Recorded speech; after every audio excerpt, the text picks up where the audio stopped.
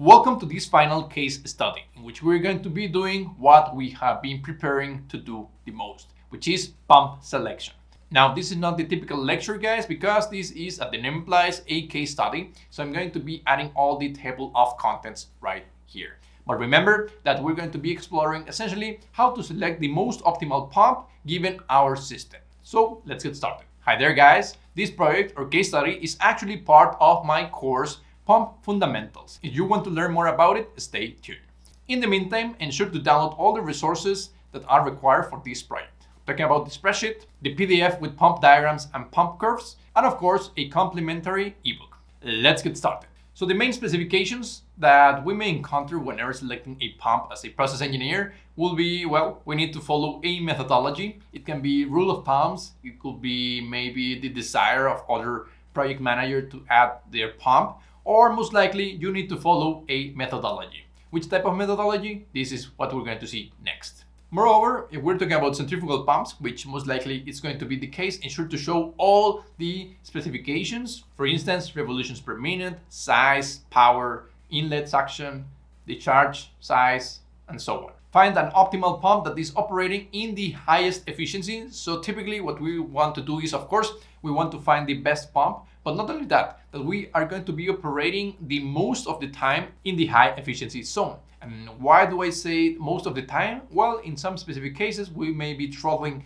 valves, we may be opening valves. So of course, the system curve will not be always fixed, and hence the pump curve is not going to be operating at the given point. That's why we need to ensure that the general area is going to be one of the best optimal points to operate. And finally, guys, list all possible specifications given by the pump supplier and try to analyze them. Try to make some sense of that. And whenever selecting a pump is because we need a pump. Typically, you will not just buy a pump for the sake of getting a pump. You have some duty, some service that you want to cover. And in this specific case is the one from exercise number 30. It's the spreadsheeting exercise. Actually, I'm going to be showing it right here. This is the spreadsheet. If you want to check it out, it's available for download here. Just check out the resources or the description comments. And what I want to do is review the operation just in case you don't remember. So first thing first, we got a tank or a reservoir, point A, I'm going to be assigning. Actually, this is point over the surface. I got this pipeline right here. I got an elbow. I got another pipeline right here. Then I got the pump, which is exactly what we need to calculate, then design or obtain from our supplier, and finally purchase, install, and make the operations, of course. Then we got another pipeline right here. We got this elbow valve. Then we got this final piping. And then we got this final reservoir, let it be point B. Now, the total height, we're going from a point, let it be reference 0 meters, all the way to 4 meters. Of course, in real life, this will be typically calculated from the ground. This will be 0, and this will be maybe 2 meters, and this will be 6 meters. But make no worries. We're going to be analyzing this case as it is. Now, if you don't remember quite well or you want to refresh, go to exercise 30 and verify for yourself what we did and how we worked through. Now, the flow rate that we are going to be working with is 30 gallons per minute. And of course, for this, we need to make the calculations for the head of the pump.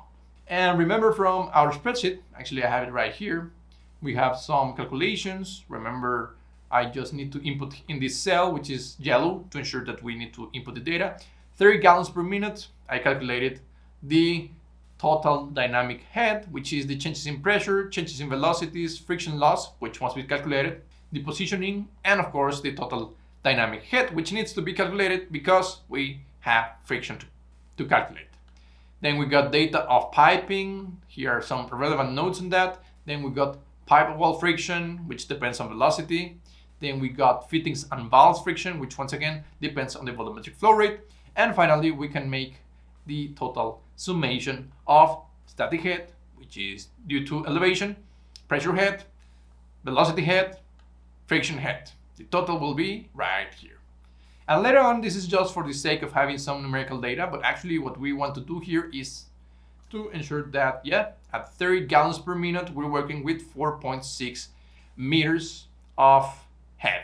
Now, of course, I did some calculations to see how much or what will be the typical size of this pump. And actually this is way below 1/8 of horsepower. So yeah, we need at least 1/8 of horsepower. In real life, I'm pretty sure that we are going to encounter at least 1/4, maybe 1/3 horsepower sized pumps. Let's see what is available in the market.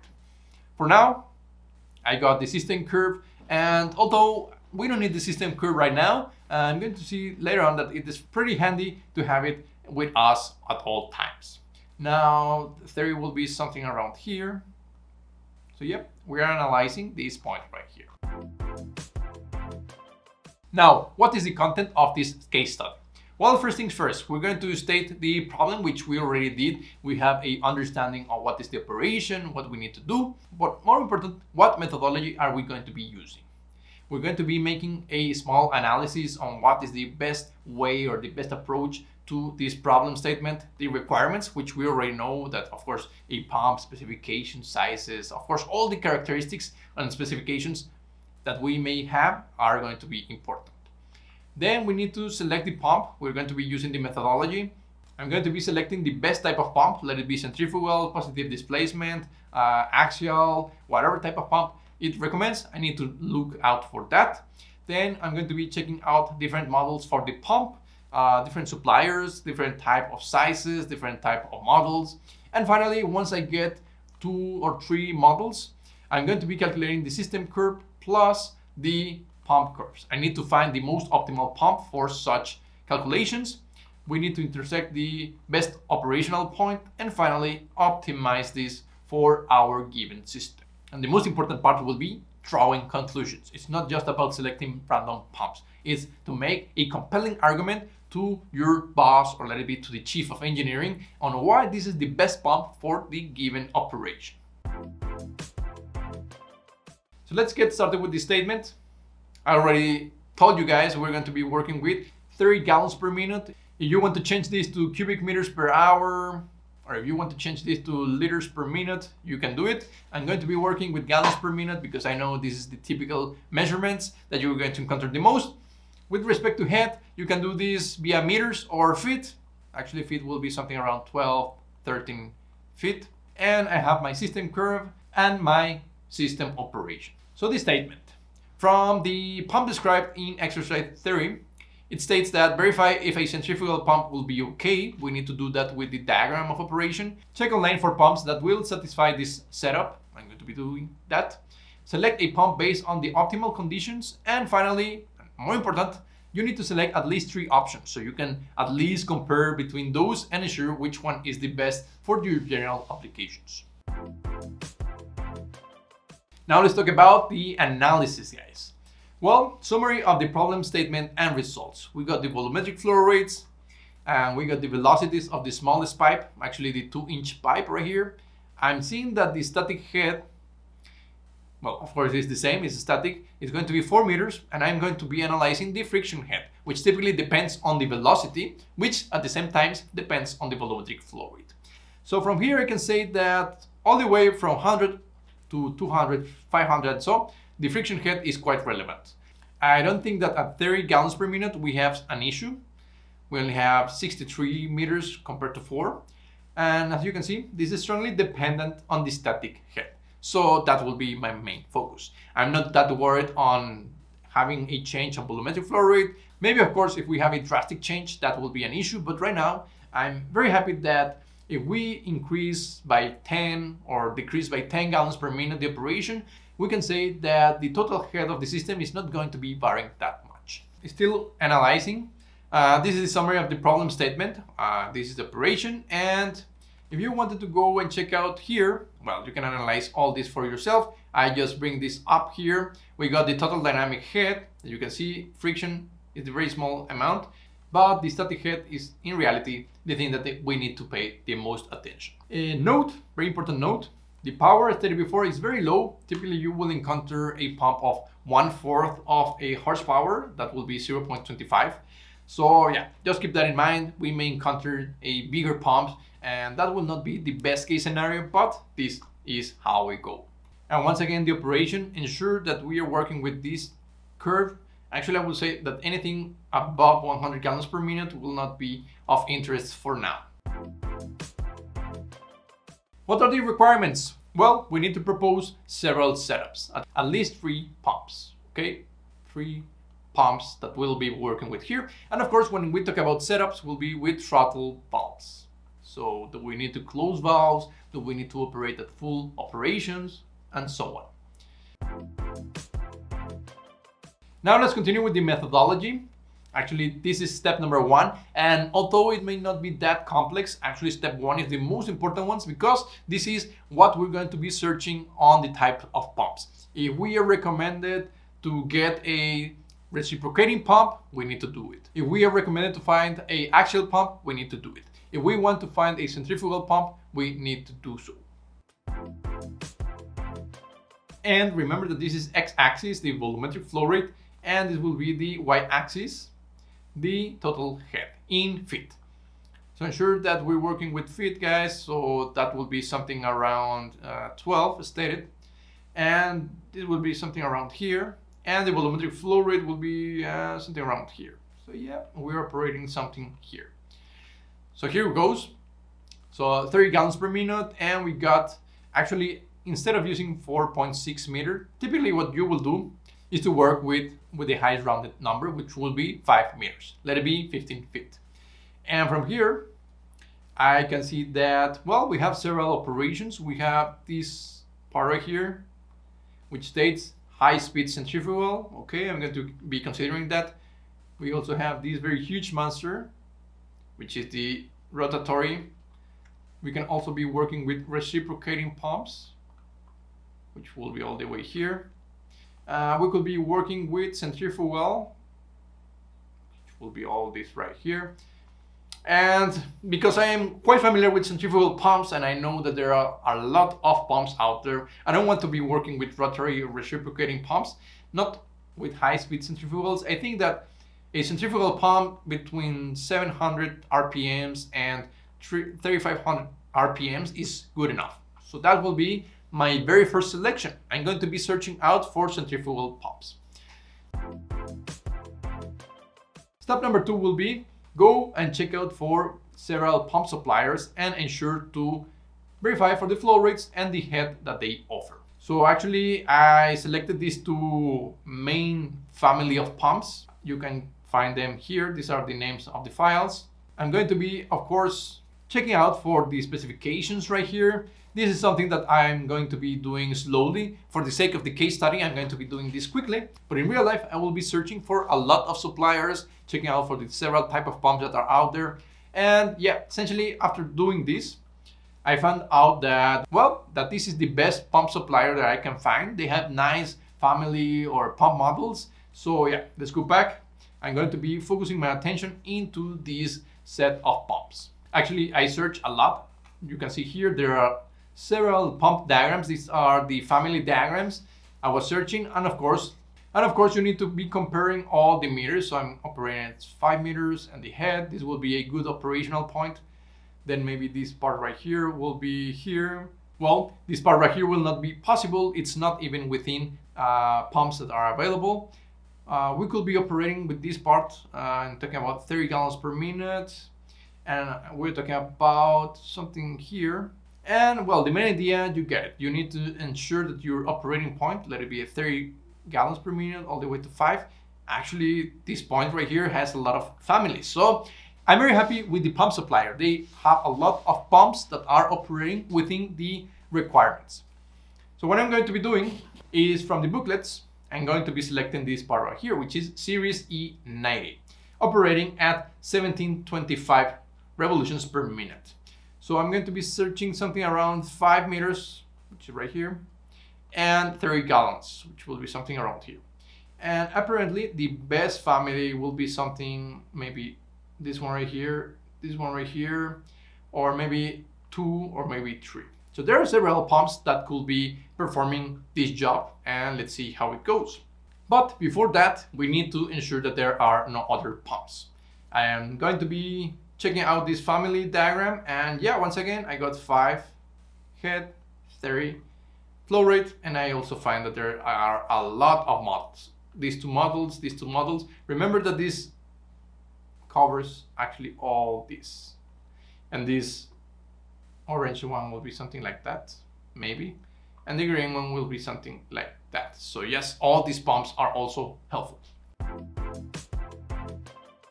We continue with step number 3, which is essentially obtain the system head or curve, which we already did. We have the spreadsheet. Then we need to compare with the pump curve diagrams, which we already did because we analyzed that we need simply to have a head and a volumetric flow rate.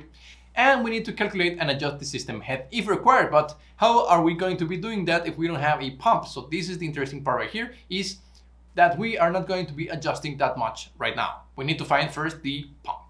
So yeah, as stated before, this is the pump curve. Just ensure, as stated before, it's nice to have it handy whenever required. Step number 4 will be the optimal point selection. Okay, so going back here, I need to check out all these pump diagrams right here to see which one is the best. Actually, I already did this for you guys. I'm going to be proposing several pumps and we're going to see which one is the best for us. Remember that we need a head of 5 and a volumetric flow rate of 30. So yeah, things that we need to keep in mind. Remember that if we need to, or we have the possibility to increase or decrease the production of flow rate. In real life, some cases we may need to increase the flow rate, maybe because we have a requirement, maybe because we are low in stock, maybe we have a high sales or something like that, or we're going to be decreasing it, meaning that we don't have that much space in the storage tank, maybe we don't have that much demand or so. So just keep that in mind. We are going to find a pump that, of course, we want to have the best operational point at the given point, which is head of 5 and flow rate of 30. But what will happen if we increase to 35 to 40 gallons per minute, or even worse, if we go down to 20 gallons per minute or so? It will be nice to keep that in mind. Remember that we can also operate with different impeller sizes. So whenever we increase the impeller size, we can operate at higher heads or higher flow rates. Not only that, we also need to account the efficiencies depending on the impeller that we're operating with, depending on the flow rate and the pump.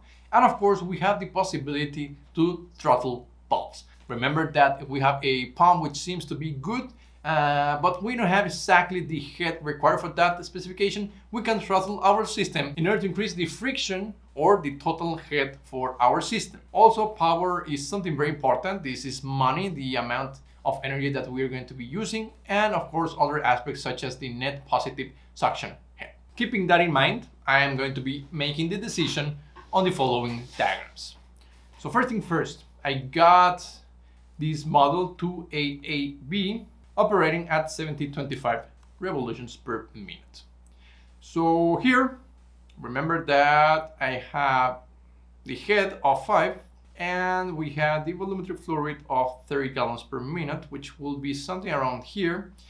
This means that we can operate using this impeller.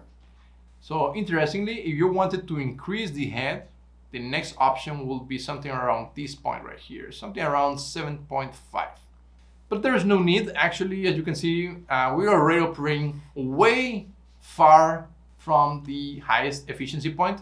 What is the highest efficiency point? Well, here we have 73, 71%. Instead, we're working with 55, 60%. This is something that, yeah, it may be okay if we don't find other type of pumps. But generally speaking, I don't like this idea. Then we have this, and still guys, I think we are working with a way above head. Now we're going to check out this model 2AAC operating at 1725 revolutions per minute. And remember that the very first thing that you want to do is select your gallons per minute, and the flow rate will be something around 5, something around here. And this is great news because we have a intersection with this impeller. Stated before, we are not working in the best conditions. We're working here. It will be great if we can push towards this point. So once again, it will be okay to work with this pump.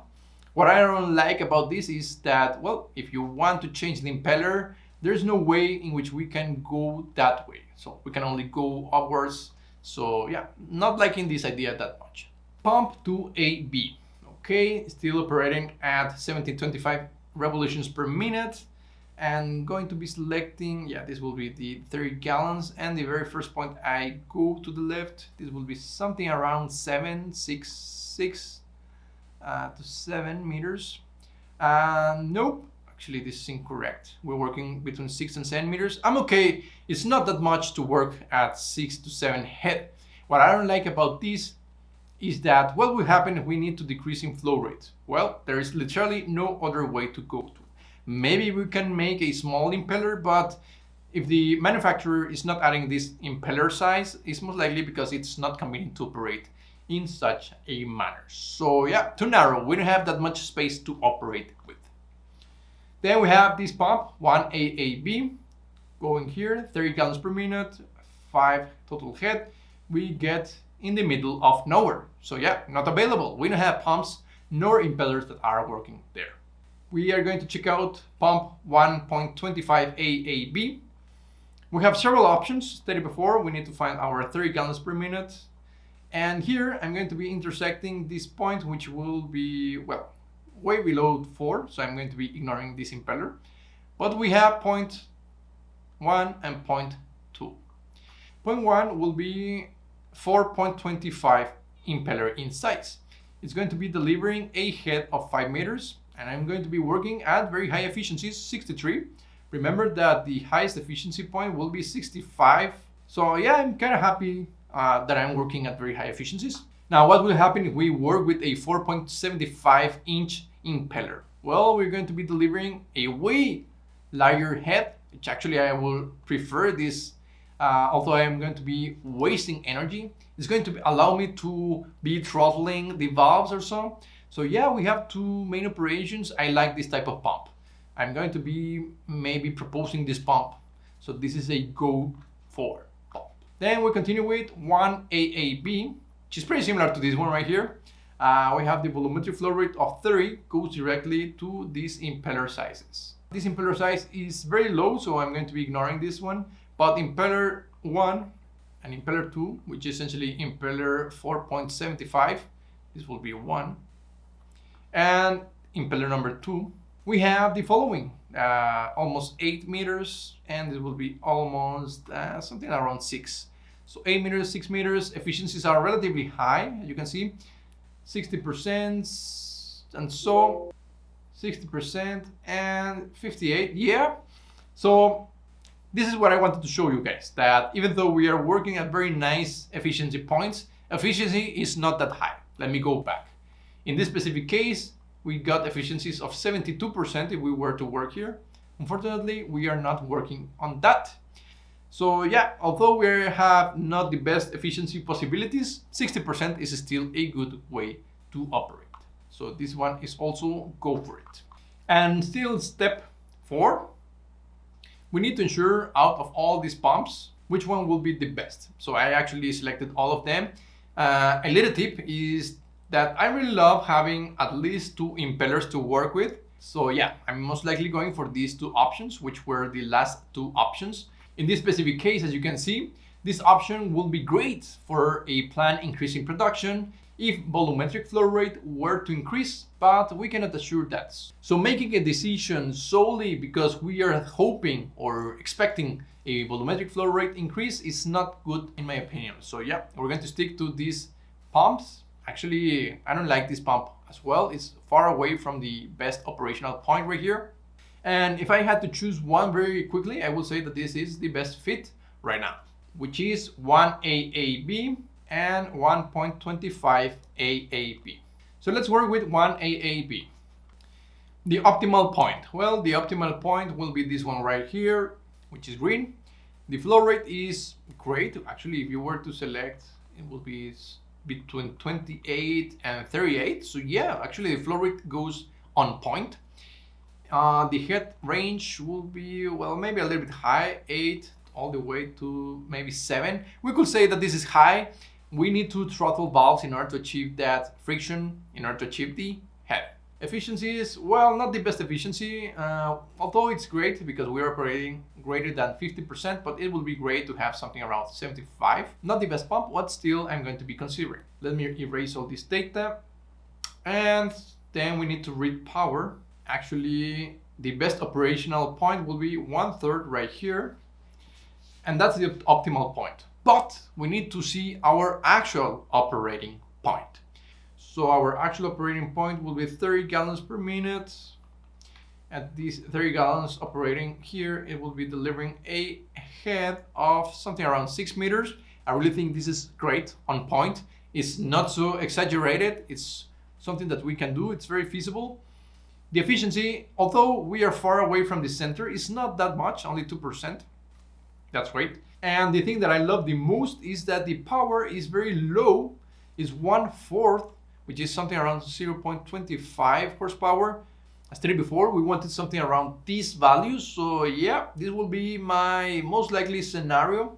But still, we need to compare with other pumps. Pump 2AAB.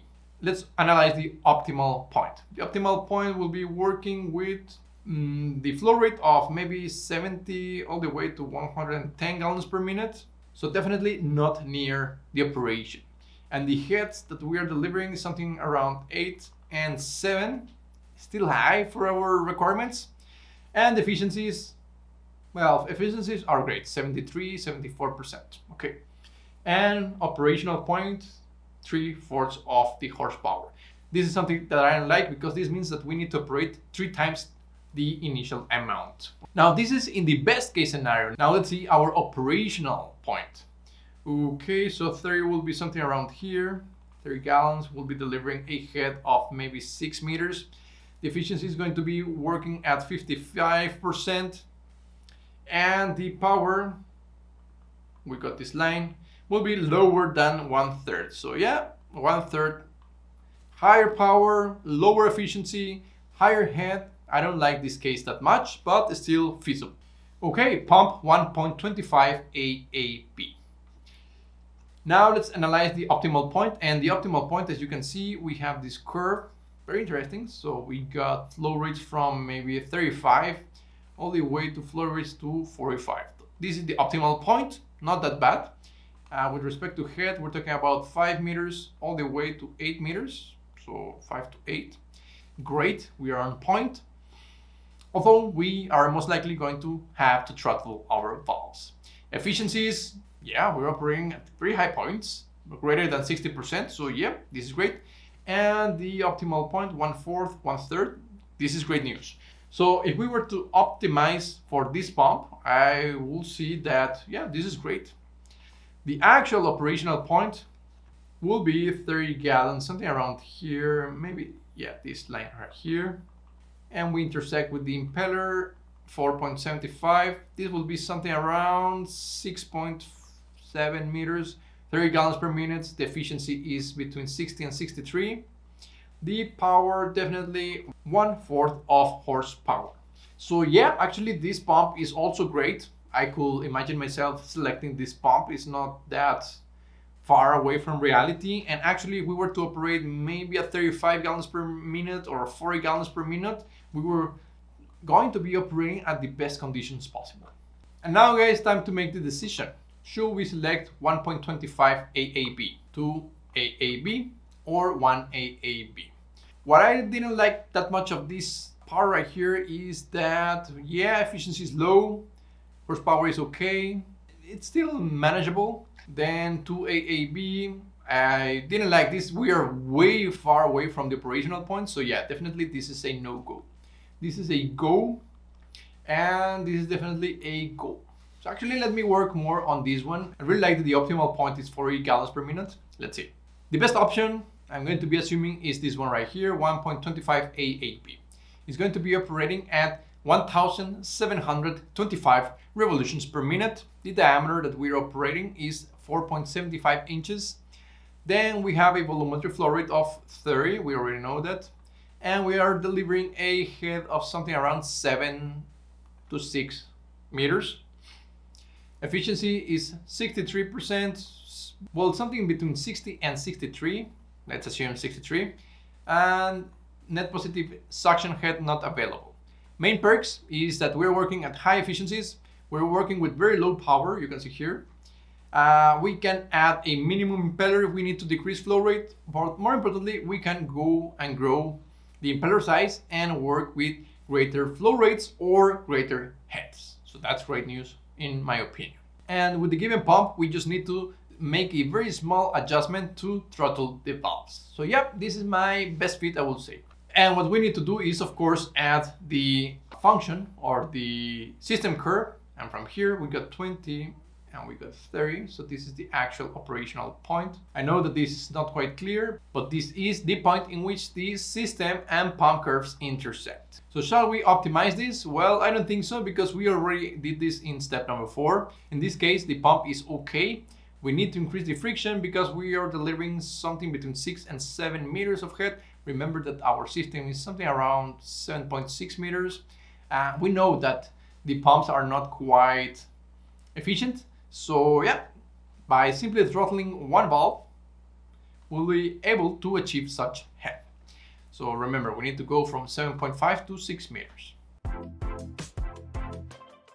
Now it's time to get started with step number 5, optimizing the operational point. We need to go from 4.5 meters to 6 meters, and the only way to do so is by throttling valves. Actually, you can do a lot of things, but the simplest way to do so is simple. Try to close a little bit certain valves.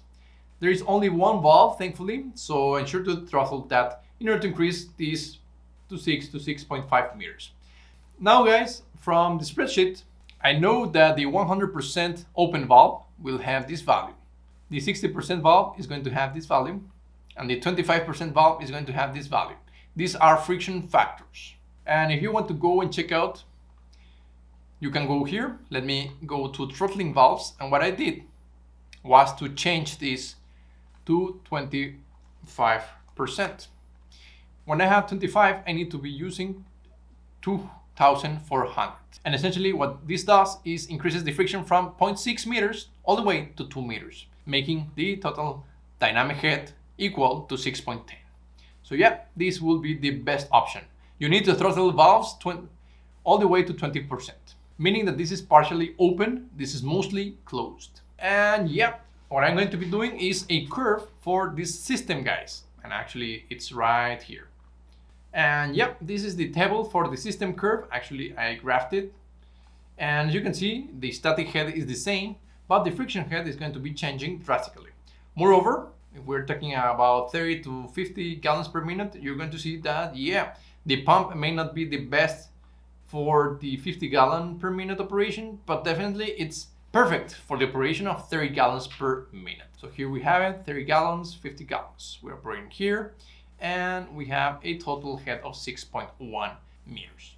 Now remember that this is by definition optimized, because if we were to overlap the operational point of our system with the operational point of our pump, we will get something like this. 30, this will be 30 gallons. And if we go to the left, this will be something around 6, which is what we want. And this is said to be an optimized system. We now are able to operate with the given system, which was the tank system. We got a pump and we got a second tank. So this pump will be great for our operation. Finally, guys, time to check out the specifications. Let's meet our pump. So far, we have been just talking about models, head, flow rates, impeller, diameters, efficiencies, power. But actually, we don't talk that much on the type of brands, the models, what are the specific series, and so on. So yep, this is the actual pump that we're checking out. This is the brand, Bell & Gusset model. And the pump, probably you're wondering, why do we have here? This doesn't seem to be a pump, but actually we have it right here. This is the pump, is just facing downwards.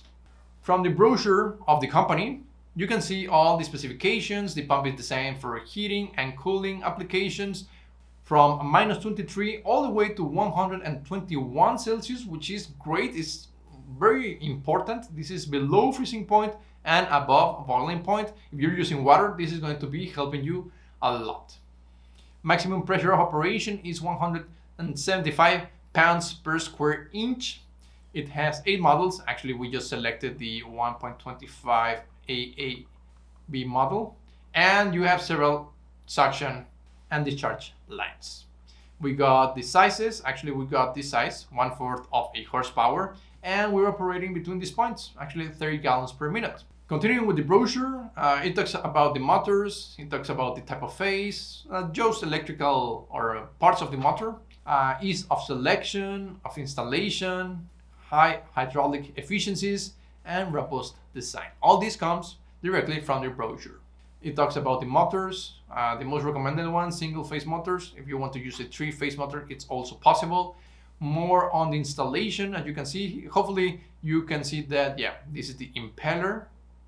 This is the discharge, and we got, yeah, this is the inlet. Modern, and this is the seal that they're talking about. You can see the pieces. The important thing is that you get acquaintance with a pump. These are the specifications. I am also going to be attaching them so you can see the dimensions, the sizings, and all that. Drain holes. We're talking about suction, discharge. If you want to see the specific on the sizings, it's right here. Not only that, guys, we got this engineering drawing. We got the motor right here, which is the huge thing that, well, seems kind of strange. We got the pump right here, and of course all the little things, the impeller. Actually, this will be the impeller. We got the volute casing, we got flange, all the relevant things. We are going to be also attaching this into this lecture. Then, guys, more details. If you want to learn more about the sizing of the motor, or the sizing of the centrifugal equipment, and more importantly, king of kings, how much is this pump? How much is going to be costing us? Well, I found this online. This is for the 1/2 horsepower. Remember that we're going to be buying the 1/4 horsepower. Is something around $1,000 to $2,000. This is only the equipment, but thankfully it contains already the motor, which is of course very expensive. So this is great news. You're going to be taking home the shaft, the motor, and the centrifugal pump all together. In reality, we need to check out for now, searching for the actual power or the actual size of the pump, 1/4 of a horsepower. I found out that it was a little bit more expensive. I don't know why. Maybe these are not that demanded. Maybe the 1/2 horsepower is way much bestseller or so. And it is $1,800. Pretty similar. We have the centrifugal pump and we got the motor. First things first, congratulations on finishing this case study. From here, we analyze which type of pumps are the most convenient ones, the methodology that we need to use to select pumps. We understood that, yeah, for this specific case, we need a centrifugal pump that is operating between 1700 and 3500 revolutions per minute.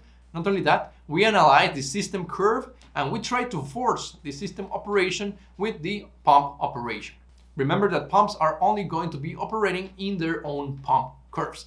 Hence, the design on throttling the valves. Remember that the operation without throttling valves was something around 5 meters, and when we analyzed the possibility of throttling the valves, we saw the opportunity to work with the pump given for us. Now, of course, in the market, you're going to encounter a lot of pumps, a lot of pump diagrams, and more importantly, you're going to see that the pump not always behaves as it is designed or as it was tested. So that's why it's very important to have this margin of error to maybe go back to a smaller impeller or to a larger impeller, or maybe throttling or opening the valves. The main idea is that yes, we can operate with a given pump, but at what cost? And to conclude, guys, try to make this exercise for another type of pump, for another requirement. Maybe try to add a head of 10 meters and a flow rate of 100 gallons per minute. Try to make sense. Are centrifugal pumps still going to be useful, or do we need to shift and use other type of pumps? The general idea is to keep working, keep calculating, keep imagining, and keep making these designs. At the end, this is going to be helping you to select real-life pumps in real-life scenarios. On my behalf, guys, that will be it. I'll see you in class.